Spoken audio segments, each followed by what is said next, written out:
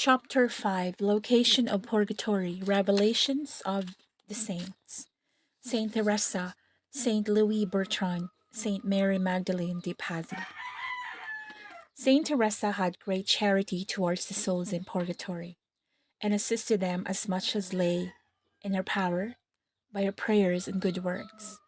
In recompense, God frequently showed her the souls she had delivered, and she saw them at the moment of their release from suffering and of their entrance into heaven. Now they generally came forth from the bosom of the earth. I received tidings, she writes, of the death of a religious who had formerly been provincial of that province, and afterwards of another.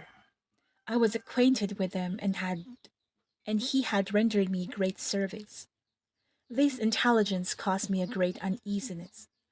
Although this man was commendable for many virtues, I was apprehensive for the salvation of his soul, because he had been superior for the space of 20 years. For the space of 20 years, and I always fear much of those who are charged with the care of souls.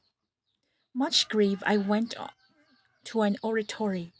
There I conjured our divine Lord to apply to this religious the little good I had done during life, and to supply the rest by his infinite merits, in order that this soul, might be freed from purgatory.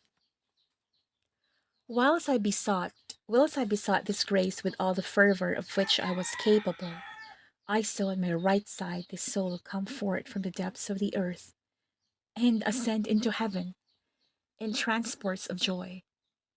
Although this priest was advanced in years, he appeared to me with the features of a man who had not yet attained the age of 30, and with a countenance resplendent with light.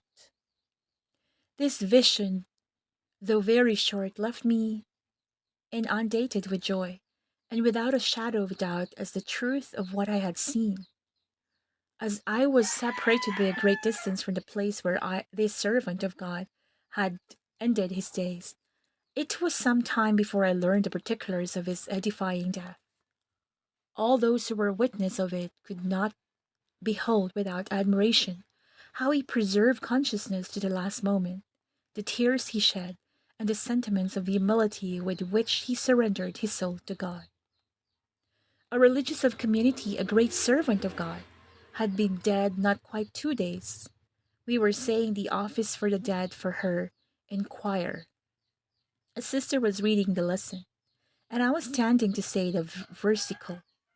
When half of the lesson had been said, I saw the soul of this religious came forth from the depth of the earth, like the one of which I have just spoken, and go to heaven. In this same monastery there died, at the age of 18 or 20 years, another religious, a true model of fervor, regularity, and virtue. Her life had been but a tissue of maladies and sufferings patiently endured. I had no doubt after having seen her live thus, that she had more than sufficient merits to exempt her from purgatory. Nevertheless, whilst I was at the office, before she was interred, and about a quarter of half an hour after her death, I saw her soul likewise issue from the earth and rise to heaven. Behold what Saint Teresa writes. A like instance is recorded in the life of Saint Louis Bertrand, of the order of Saint Dominic. This life, written by Father Antist, a religious of the same order, and who lived with the saint, is inserted in the Acta Sanctorum on the 10th of October. In the year 1557, whilst Saint Louis Bertrand resided at the convent of Valencia, the pest broke out in that city. The terrible plague spread rapidly, threatening to exterminate the inhabitants, and each one trembled for his life. A religious of the community, wishing to prepare himself fervently for death, made a general confession of his whole life to the saint, and on leaving him said, "Father, if it should now please God to call me, I shall return and make known to you my condition in the other life. He died a short time afterwards, and the following night he appeared to the saint. He told him that he was detained in purgatory on account of a few slight faults which remained to be expiated, and begged the saint to the saint begged the saint to recommend him to the community.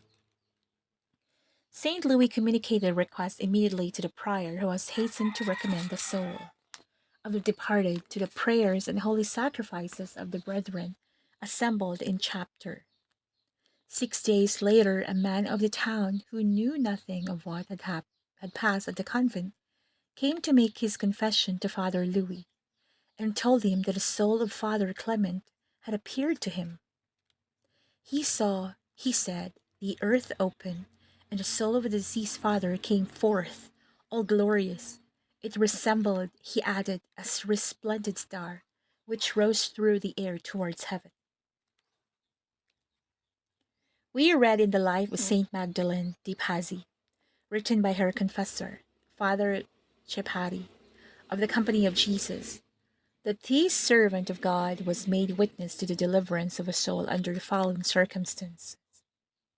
One of her sisters and the religious had died some time previous, when the saint, being one day in prayer before the Blessed Sacrament, saw issue from the earth the soul of the sister, still captive in the dungeons of purgatory. She was enveloped in the mantle of flames, under which a robe of dazzling whiteness protected her from the fierce heat of the fire, and she remained an entire hour at the foot of the altar, adoring inexpressible annihilation, the hidden God of the Eucharist. This hour of adoration which Magdalene saw her perform